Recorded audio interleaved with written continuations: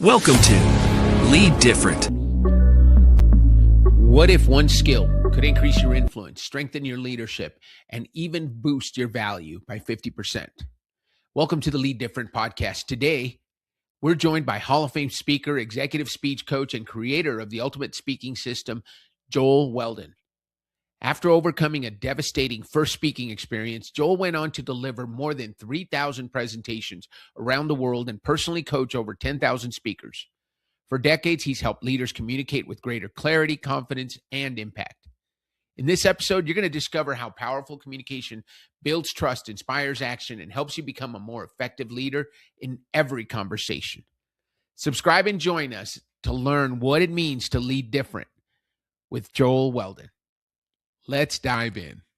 Welcome to Lead Different, the podcast that redefines leadership and challenges the status quo.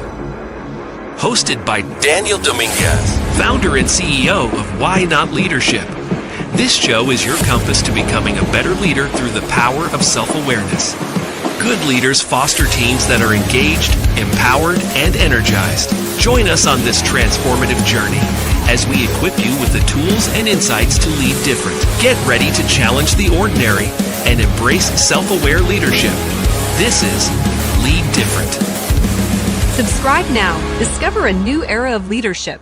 Lead different, because great leaders change the world. Greetings, Why Not champions. You know why you're here? It's because you're a leader who cares about the impact you have on your team, your culture, and the people you serve. You want your message to be clear. You want people to trust you, follow you, and take action. You are already leading, but you know there's another level, a level where your communication creates alignment, builds confidence, and drives results. Whether you're leading a team meeting, presenting a vision, or having a one-on-one conversation with someone you love, your ability to communicate clearly and effectively impacts everything. One of the most successful investors of all time, Warren Buffett, once said, "You can improve your value by 50% just by learning communication skills and public speaking." And that's why I'm so excited for you to meet our special guest today, Joel Weldon. Joel is a Hall of Fame professional speaker and a speaking skills coach. He is the creator of the ultimate speaking system, and he has helped entrepreneurs, executives, and leaders communicate with more clarity, confidence, and impact. He has been paid to speak at over 3,000 events over his lifetime and has personally coached more than 10,000 speakers. I've seen him take a good message and turn it into something powerful, memorable, and actionable. So you're about to discover how to do the same thing in your leadership. So please help me welcome someone who can help you lead more effectively through the way you communicate, Joel Weldon. Welcome to the show, Joel. Well, Dan, thank you very much. And glad you're here listening to us wherever you might be, in your car, your office, or maybe working out. And if you're watching on video, we hope you're not driving, right? Yes. Joel, we were catching up in the pre-show talking a little bit about how we met a few years back. I got the opportunity to see you present to a bunch of Albuquerque business leaders, and your presentation was one of the best presentations I've ever seen. You know, we often hear we hear about people who say they are coaches of speakers, and then when you watch them, you're not as impressed. I was so thoroughly impressed with the presentation you gave, the way you commanded the audience, the way you led them to action at the end, and how that turned out for both you and the company you were working with that day. That I wholeheartedly recommend you and the system, your speaking system that you bring, because I've seen Gary grow so much from working with you. Well, yes, Gary Sanchez was the one that brought us together and created the thing that I'm sure as you're listening, you've heard about, the YOS system. And just so you know that mine is make sense. Mine is the right way. Yes. Make sense, trust. Yes. And the right way is what we're going to talk about. You know, how can you present your ideas the right way? Yeah. So that you make an impact. And as Dan mentioned, the meeting that we were at in Albuquerque, and he was giving me some very nice compliments. But what makes a great speaker is one thing: results. What will the audience do as a result of what they've heard? So if you think back as you're listening to your experience, you probably heard many speakers, watched videos. Right. But how many of those ideas did you put into action? It's not delivering a dynamic presentation like Tony Robbins, with fanfare and flair. It's delivering a message that's relevant to the people you're talking to, that when they hear it, it makes sense to them. Mm-hmm. And they then do something with the ideas that you've shared. So as you think about your career as a leader, you're going to be communicating all the time. And what's going to make you a great communicator? What do people do as a result of what you said? That is such great advice. Joel Weldon, it's so great to hear you talk and see you do your homework, because you right away led with something that I usually have to pull out a guess. You shared your why operating system, because you know that that's a theme. And I know when people prepare for the show, they've listened to a few of the podcasts. Joel, I love the fact that you're a right way person. I value people with your why so much, because you create systems and processes. And guys, I've seen the book, The Ultimate Speaker Guide. It has everything you could ever want. And it's all there. All that wisdom that Joel is carrying in his head, he put as much of that. And right way people are really good at that, at putting it in that Ultimate Speaker System book. So if Joel's not around, and he's around for the people he coaches, I know he's around, he's available for them. But if he's not around, you can go to that book and find the section that you're looking for. Do I need humor in my presentation? How many slides should I use? How should I outline it? But the most important thing I think you teach, Joel, is move people to action. Because if people don't do something with it, and it's funny because I had this over the weekend, Joel, I tried out for a TEDx talk. So TEDx ABQ is going to be here in August, and they had a pitch session. So I had 3 minutes to pitch my idea about why not leadership. And it was so cool the way they created it. And one of the questions they asked me is, what do you want people to do as a result of hearing your TEDx talk? And so that was a very powerful question. I'm glad you brought it up, because I said, I want people to go back and stop saying not yet to those decisions that they've been putting off. Because, and I want to share this with you, Joel, and get your thoughts, because I know you have a brilliant daughter in Jenny, and I have 2 brilliant daughters, one of whom is 14. She said something the other day, and it kind of I used it in my pitch. She said, it takes a finite amount of time to do something, but it takes the rest of your life to not do it. Ooh, boy, that's pretty good for a 14-year-old. Isn't that amazing? That's pretty profound. Yeah, and literally we did that on Sunday. Our daughter raises sheep we raise sheep at our house, and we have a small property, and she's in charge of selling them. And there was a gentleman who had bought a lamb from us, and we hadn't delivered it. It had been weeks, and it was Sunday, and I said, we ought to go do that. And as we called him up, the guy said, hey, I'm home. We put the meat in a cooler and took it to him. And as we were driving home, I said, there we go. How long did that take us? From making the first call to delivering it and making a great connection, having a good conversation, probably 40 minutes. And it was done. But we'd been putting it off for weeks.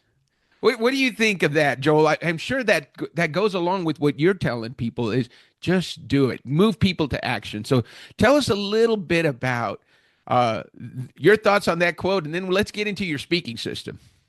Well, I think that's the key. So let's get right to action. So the goal of this podcast is to get at least one good idea as you're listening that you can implement immediately when you're speaking. And that means speaking one-on-one. It could be virtual. It could be in person. It could be a group of 10 people, 100 people, or 1,000 people. The process is really the same, conveying what's in your thoughts to the thoughts of the people or person you're talking to. Mm-hmm. So let me give you the power of using the right words. So here's a simple idea. So Dan, since you're the only one that can respond, if I said to you, here's an idea that can help you get in better shape, that sound like a good thing? Yes, it does. Here's another idea that will help you earn more money. That sounds like a good thing. Sounds like a good thing. But if you go and re-listen to just those statements I made, they kind of assume you're probably not really in good shape and you're probably not earning a lot of money. So every time you use the word more or better in writing or speaking, if you insert a 4-letter word in front of more or better, it changes the whole meaning. So let me restate those 2 statements to you. Dan, here's an idea that will help you get in even better shape. Here's an idea that will help you earn even more money. Inserting the word even before more and better completely changes the tone of what you're saying. It uplifts your listener. It gives them credit for being good at something, but there's another level. Sure, you're in good shape, but there's another level. Sure, you're doing well financially, but there's another level to get to. And that's the power of the word even. So there's a simple little idea. And when I've shared this in speaking to groups, it's amazing how many people will write back and said, I just can't believe how many times I'm putting that word even in, because I say more and better all the time. And that's a doable, actionable idea. And as you're listening, that's what you need to think of. Are the ideas you're presenting doable in the mind of the people or the minds of the people you're talking to? If I gave you some complicated process, you probably wouldn't do anything with it. You might say, boy, that sounds great, but I can't do it. Right. But when you just heard the idea of even before more and better, well, I'm going to try that. So look at just do a word search on the last letters you've written. Did you say more or better? And then see what would happen to the tone if you had just inserted even. But since you can't go back in the past, do it now. I love that so much. And there's action involved. And Joel, I'm going to be honest. I already knew that because I've had the opportunity to be in your audience before. And I use that all the time. And I coach it all the time. Whenever somebody says, hey, you know what? We're going to help you get more clients, with even more clients. We're going to get that came better back at sales. That was the third top idea, because every time a presentation is made, I have the audience critique me. So that day in Albuquerque, everybody filled out a critique sheet, and that was the third best idea of the whole couple hours that we talked. Right. So that's a simple thing, but you should be thinking, what do I want my audience or my listener to do? Is it invest in our services, become a client, figure out their why? Follow the podcast, whatever it is that call to action is. One of the things that I know a lot of speakers struggle with, Joel, especially in the coaching industry, is getting people to move to action. They'll get in front of an audience. There is no reason you should be in front of an ideal audience. And you did such a good job with your feedback forms and getting people to write something down. And as you said, you get instant feedback. You knew what the top idea was from that talk. It was that using that word even, but you asked for 3 things, and you get people to write it on a piece of paper and throw and put it and give it back to you, because you collect those cards. What a great idea! Here's as you're listening, if you just carried 3x5 cards with you, if you're doing a team meeting, you got 5 people on your team, and you're doing a beginning of the month kickoff, or the beginning of a quarter, or the start of a new year, or the launch of a new product. And you get your team together and then just pass out an index card and say, okay, there's a blank index card. Don't put your name on it. Write number one. Number one, on a 1 to 10 scale, how valuable was our little team meeting today to answer what we're going to do for the next month? 1, it was a complete waste of time. 10, it was great. Okay. Put a number from 1 to 10. Number 2, what was your best takeaway? We've talked for an hour and 30 minutes. In the last 90 minutes, what was the best thing you heard to help you do a better job at what we do at our company? And just pause. And number 3, what can I have done as your leader that would have made this team meeting even better for you? And if you just ask those 3 questions, Now, you mentioned, Dan, in the introduction, I've been paid to speak at over 3,000 events, and every one of them, the audience critiqued me. And I had them answer a few other questions. What did they like best? That was one. And compared to other speakers on this subject on a 1 to 10 scale, how valuable were these ideas? So anything under a 7 on those feedback cards, I didn't get paid for. And that was my unique value proposition as a speaker. I guaranteed every program for 51 years. Any audience member rating me under a 7, I deducted a percentage of my fee. So if there's 100 people in the room and one person wrote a 6, then I deducted 1/100th. 10 people wrote a 6 or less, I would deduct 10% of my fee. If everybody rated me under a 7, I didn't get paid a dime. Now, that never happened, because when you put yourself on the line, and you know that as a leader, and you're listening, when you put yourself on the line, you prepare better. So I wanted to be under the pressure to produce every day for 51 years. Joel, I would love for you to share, because you at one time, you've been doing this since you started. At one point received a rating of being the worst speaker ever. Tell us about that story. Well, when you hear somebody who's a speaker, you think, well, they just had the gift of gab. They probably were the high school valedictorian, or they won a speech contest in high school. I couldn't even lead my Sunday school class in silent prayer. I mean, I was so shy. I never spoke. In 4 years of high school, I never stood up and gave a book report or anything in front of the class. I was terrified.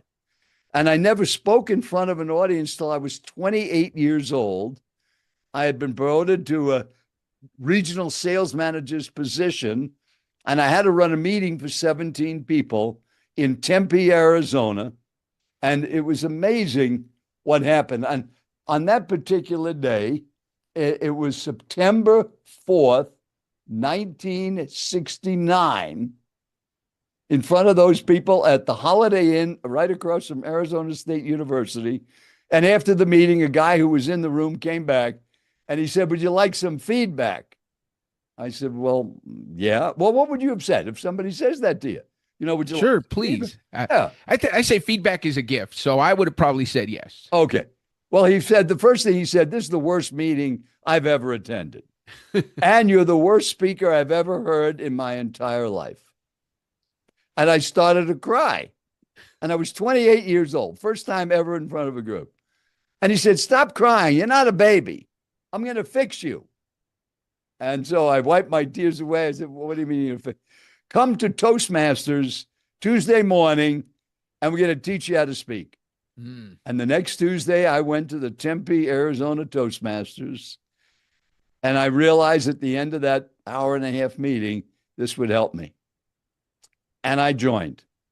I didn't know anything about speaking. I didn't have any confidence. I was terrible. But it's a learned skill. And that's what you need to think of. If you type on your laptop or your phone, you didn't know how to do that when you first got the device. You learned how to type.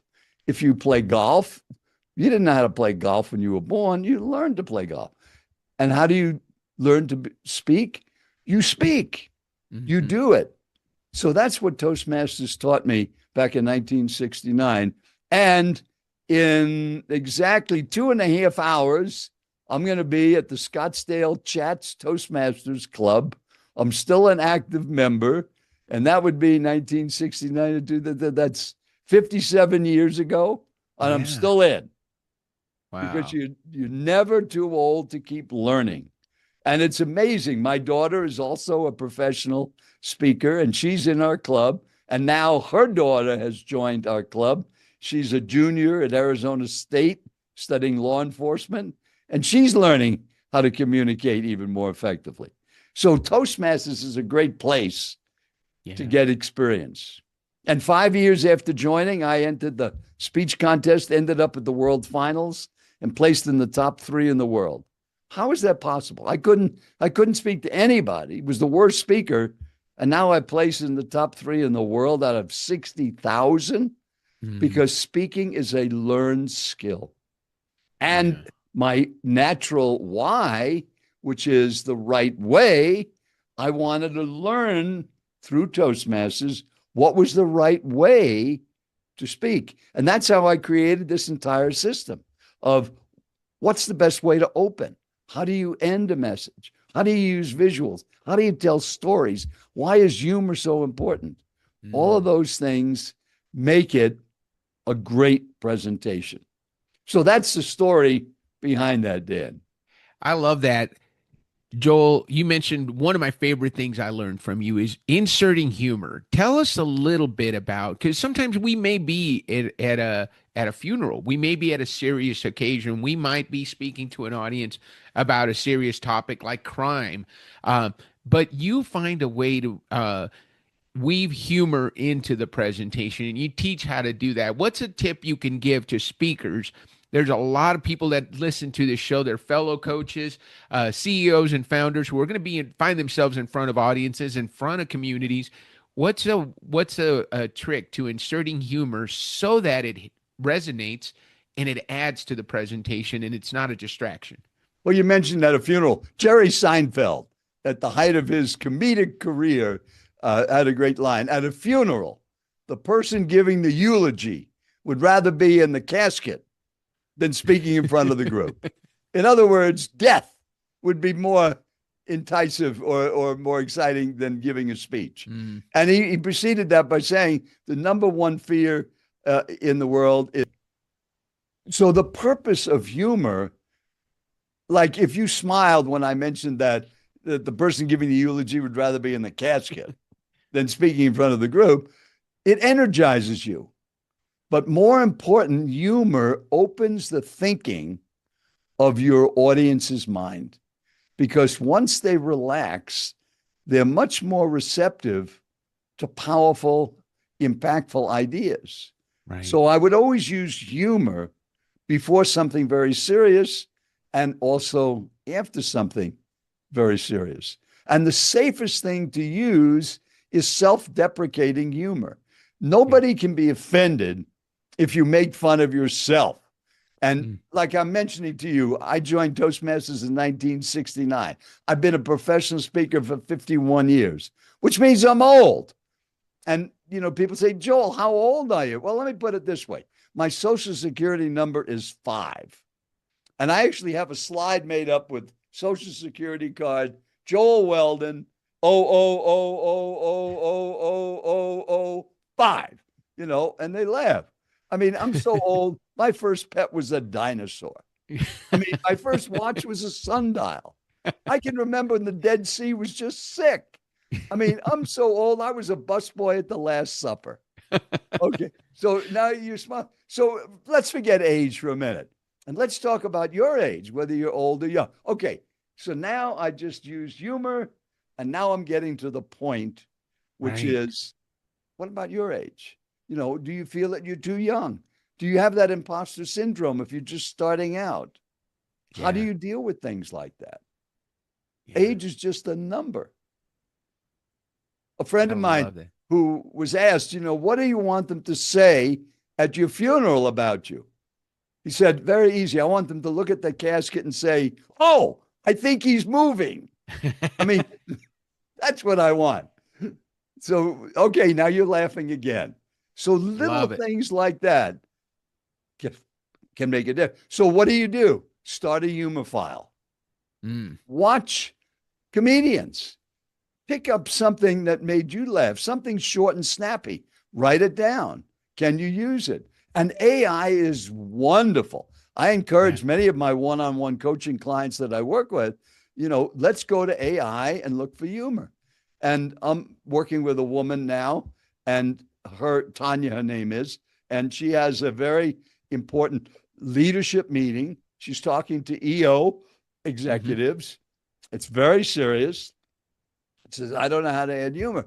I said, well, you've written everything out. Let's put it into ChatGPT and let's see if we can come up with 10 spots where we could add something humorous. short and snappy. And most of them were a play on words. And there were three things that came up that were really great. She was hysterical. So AI is great for doing something like that. And what makes it so wonderful, it's so fast. And if nothing good comes out of it, Dan, you haven't wasted a lot of time. Right. You remember you didn't go read a whole book on humor. You put in a prompt, you got some jokes, and if they're no good, you got it done in a minute. Absolutely. I love that, Joel. The other thing that you talked about earlier is that I think is very important, and that's iteration. You have to do things. And you being a right way guy, I know you believe in systems and processes. One of the things I tell people all the time is just get started. You can fix bad, right? If Joel Weldon doesn't go and give that terrible talk at that Holiday Inn, he's got nothing to fix, right? If you had given into fear and said, I can't do it, I'm not going to do that talk, well, then you don't have anything to fix to take to your Toastmasters people. That guy doesn't have anything to critique, to give you feedback on so that you can make it better. But you can fix bad. You can't fix nothing. And you've now done this. You've been paid over 3,000 times to speak. There's a value in iteration. What are your thoughts on just repetition and doing things over? I know we don't want to do the wrong things over, but I think the more we do a thing, it's like you said, you didn't learn to play. You weren't born able to play golf. You weren't born able to walk. We had to learn all those things. What are some of the tips that you have on iteration, on doing things over and over and getting better? Well, it's not doing things over and over. It's doing things the right way over and over. So let's use golf as a metaphor. So let's say you're practicing how to get out of a sand trap. And every time you do it, the ball ends up back in the trap. And you just keep doing that all day long. Right. Every day. You practice hitting the ball and still ending up in the trap. You're going to get real good at not getting out of the trap because you're practicing the wrong way. So it's perfect practice that produces results, not just practicing. So that's why you need feedback. And when you're speaking, the best feedback comes from your audience. You know everything. Like you, Dan, right now. Are you a chef? No, I am not. Okay. But if I took you out to a restaurant and I said, what do you think of the dinner? You could critique that dinner. Joel, it was good. The service was great, but boy, my fish was awful salty. Or, the potatoes weren't really that warm. Or the bread was kind of mushy. It wasn't crispy. You could critique that what food tastes like. Well, speakers know, audiences know if a speaker is good or not based on what they experienced. Right. Well, I just couldn't connect with them. Well, they seemed so arrogant. Or it was all about them. It wasn't about me. So getting audience feedback is the single most valuable thing I ever learned as a speaker in my entire career. And that was what catapulted me to improving so quickly, and never kidding myself, was I getting results. Because once I'd look at those cards, the numbers don't lie. People lie, but numbers don't lie. And so that was, in my mind, the right way to do it. And you could do the same thing. But if you're practicing something, you've got to be doing it the right way, because practice makes perfect. No, practice makes permanent. Only perfect practice makes perfect. So if you're practicing golf and you don't have a coach, you're going to spend a lot of time realizing the problem with you in the sand trap is you're not taking the club back far enough.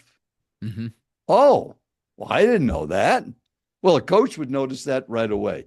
So that's how I ended up in the coaching business, really, is so many people kept asking me, how did you create a presentation like that? I've never seen anything like that. Yeah. That was so good. And that's what created the ultimate speaking system that you mentioned earlier, with videos, audios, group coaching programs. And it's a very simple system. And let me just give you an idea of simple. How do you open a message? And if you think, as you're listening, how many meetings you've gone to, And I would guarantee that more than half the people opened that message, whatever the message was about, with something like this. I'm so excited to be here. Oh, now you went away. Oh, I'm still here, Joel. I'm just featuring you while you're giving this. Oh, okay, because you disappeared from the screen. Okay. All right, let's go back then. So what was I just saying on? You were talking about, how do you open a message? Yeah, okay. But if you think about how most people open a message, it's something like this. I'm so excited to be here. Or, Dan, I've been really looking forward to this interview. Or, Dan, I just can't wait to share these ideas with the leaders that are tuned into your podcast. I mean, I'm just so excited about speaking. Right. All of those are I words. No one cares about you. They care about themselves. So find out what everybody else is doing and don't do it. I mean, this is your whole key to leadership. Don't follow the followers. Be unique. So how do you open a message without making it about you? You make it about them. And that includes using, since we are doing video, I don't know if you can see it. I wrote on a little piece of paper, is the word you. Yes. And what if you opened every message with that word as an example? 3 words, no matter what you're doing, virtual or in person, one-on-one or 100 people. You're here because. If you said that first, you're here because you're a follower of Dan's podcast and you're a leader. You've started a business and now you can't use I when you're talking about them. So here's your assignment. Look at your emails from last week and just look at the first 2 paragraphs, print them out, or have your assistant do that and count how many times you said I and how many times you said you. Now, the I word is I, me, or mine, and the you word is you, your, or you'll. And see which word do you open with. I'll bet in most cases it's an I. Look at that sentence and see if you can rewrite it. So let me just write a letter to you, Dan. Dan, I'm really excited about being on your podcast, and I have a few questions so I could be better prepared and make it relevant to the people I'll be talking to. Now, that sounds pretty good, but there were 3 or 4 I's in that sentence. What if we rewrote that and said, Dan, your podcast is important, and you want to make sure that your listeners get something out of it. It would be very helpful if you could give an even deeper description of who your ideal audience is and what are the things that would help them the most, especially when it comes to their speaking. Because you know more about your audience than anybody else. Thank you, and make it a great day. Okay, no I's in that. So that's your next assignment. Aside from using the word even, look at your yous and your I's and see if you can increase the personal connection. Because when you talk about you, and by the way, it needs to be a singular you. Many people think when they say, hey, you guys, and Dan, I'm sure you've heard that at meeting. Okay, so you guys, when you look around a room and you see women, those are not guys. Right. Now, I'm not a woman, but I can't imagine how women feel when speakers call them guys. Hey, you guys. It's a common expression now. Or some of you might have read this book, or many of you have had this experience. Any of those are plural. What if you only kept it singular? You might have read this book, or maybe you never heard of it before. You might have years of experience as a leader, or maybe you just started a business and you're just beginning your leadership career. You might be very comfortable speaking, or maybe you're terrified by it. Wherever you are on that line, these ideas can help you. Now, can you see the difference in that? Now, some of you might be really comfortable speaking, and now many of you might be terrified of it. So when you use a plural, your audience can think, well, I think he's talking to the lady over there. No, I think he's talking to the guy over there. But when you say you, it zooms in on that audience member. So that's something else to think about. Count your I's and U's and make it all about them. No one cares about you. You don't care anything about me. You're not listening to this podcast because you care about Joel Weldon. You care about your ability to speak. And when you heard the introduction, you should say to yourself, well, maybe this guy knows something about speaking that can help me so I can be even better. You know, one of the things we use, Joel, and I specifically, normally I record the introduction after the show, but for you, I did the introduction as part of the show because that is something you teach. You help people create a great introduction because just like you're telling us right now, nobody cares about you. They care about themselves.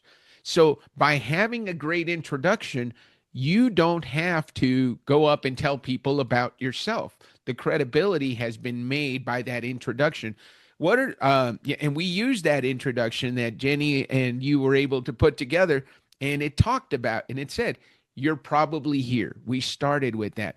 The other thing that does, and I noticed, Joel, as you're speaking, and I noticed it when you first taught it, when I first learned the lesson, is when you use you, it makes the audience member feel as if you're talking to them because you're not using the plural. You're talking to me directly, even though there's hundreds of thousands of people listening to this podcast. You're talking to one person. You probably have felt that way. The other thing that I know you're really good at, Joel, and maybe you can give us some tips for our fellow speakers in the audience here. Excuse me. You do research. You call the person organizing the talk and you say, okay, who's going to be in the audience? Who can you tell me a little bit about? And you involve them in that presentation. What are some of the keys to that, Joel? Well, when you think about that, if you're dealing with, quote, an organization, YPO, EO, Vistage, any of these top leadership groups, there's an inside language. There are certain characters in the group that everybody knows. Right. The current president, the former past president, a member that's been there for 30 years. These are all people that there's a common connection. So whenever I would do a presentation, I would ask for a list of people that at least half the group would know by name. So if Gary Sanchez was in the group, oh, yeah, everybody knows Gary. Oh, well, tell me a little bit about Gary. Well, he was a squash player, and then he became a pickleball player, and he's a great golfer. He loves to compete in golf, and he has this company, YOS, to help people discover their why. He used to be a dentist. I'd write all of that down. And, is there anything they kid Gary about? Now, this is not true, but he always wears bright yellow shirts. Okay, let's just say that's the case. Right. So I'd write that down. I don't know what I'm going to do with any of this. And I would try to get as much information as possible. What if you started doing the same thing? Ask whoever you're speaking to if you don't know the audience. Right. Now, if you're doing a team meeting, you can do the same thing, but you already know how to customize it. Right. So let's just say Dan is one of your team members, and he's always drinking Diet Pepsi. Always got a can of Diet Pepsi. And you're talking about something about how we're going to grow our business and what's going to be the payoff for you. When we reach our goal for this quarter, great things are going to happen. Like with Dan, we're going to give him a 1 week supply of Diet Coke.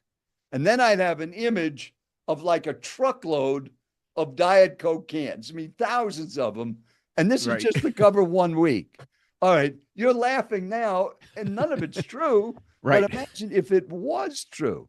Right. So that was a part that would show the audience this message was for them. Right. And it's not about me. I never would tell my personal story. Nobody cared about my why. And, so many times speakers think how important it is. I've got to let them know my why. It is important, but it shouldn't be the opening. Right. And so many times people say, all right, well, we got a great meeting plan. Let me tell you why I love doing this. No one cares. So let's use Gary Sanchez as a metaphor when he was a dentist. Right. So let's just suppose somebody's listening, one of our podcast members, and they're in Albuquerque 20 years ago, and they got this terrible pain in their tooth, and they think they've got an impacted tooth. They got to get a root canal. The dentist isn't handy. They look some guy up. They go to Gary Sanchez, and their tooth is just terrible. And have you ever had a toothache, Dan? Oh, yes. It's very painful. Do you Right. think when somebody walks in, as you're listening, you got this terrible pain in your tooth, and you sit in Gary Sanchez's dental chair, and you say, wait a minute, before you take any x-rays or do anything else, why did you become a dentist? Well, I don't think so. You Right. want to know, have you ever done any root canals? Well, sir, you came on a great day because today happens to be my 20,000th root canal Right. over the last 16 years. Oh, okay. I guess this guy knows something about root canals. Right. And when you mentioned earlier about the introduction, the formula for an introduction is it's setting up the message and your credibility on that subject.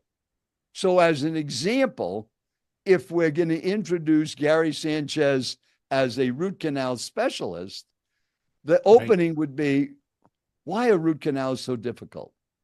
And we're going to talk about the pain that people are suffering. And a 1 to 10 scale, a root canal pain, when it's really activated, is between a 9 or a 10. It drives people crazy. What if there was a way that you could perform even more root canals and alleviate the pain of your patients even quicker? Right. Wouldn't that be wonderful? That's why we invited Dr. Gary Sanchez, who, if you look up root canals in a dictionary, you would see his picture. He's considered the world's leading root canal specialist. He's matter of factly done, just last week was his 20,001 root canal on a guy named Dan. Okay. That's all they need to know. Right. But what is the normal introduction? Yeah, Gary grew up in Albuquerque. He was very active in high school. He loved being a squash player. And then he took this tournament and no one cares. Right. And that's the key of customizing it to people in the audience or to the group or the history of the organization. How did it all start? Why are they there? Making it about them, not about you. Man, Well, we're coming up to our end, and I have 22 words I'd like to leave your audience, but how about I let you wrap it up and then give me enough time for 22 words? All right, then let's do that. Joel, it has been an absolute pleasure to have you on. I learn so much every time I listen to you, whether I'm listening to a video, watching you live, or watching you on a podcast. So thank you so much for sharing your wisdom with our audience. Let me tell the audience, if you want to reach Joel Weldon, we're going to put all his contact information in the show notes. Make sure you share, make sure you subscribe, and make sure you leave your comments and questions. I know Joel is really good, and he'll follow up, or I will follow up with you and make sure we get that question to him. So, Joel, give us 22 words to end our program today. Well, as you listen to this podcast, wherever you might be, wherever you are on that leadership scale, here are 22 words that would summarize everything it's taken 51 years to learn about how you can become an even better speaker. Here they come. Speak to your audience about what they need in an organized way they can follow and get yourself out of the way. Now make it a great day. I love that, Joel. Thank you so much. We're going to put that on the banner. I'm looking forward to airing this episode, helping more people become even better speakers through the power of Joel Weldon's advice. And as I said, we're going to put his contact information all in the show notes so you guys can get a hold of Joel. Where are you going to be next? That's going to be where people can see you, Joel. Mostly online. It's so great now that we have virtual communications.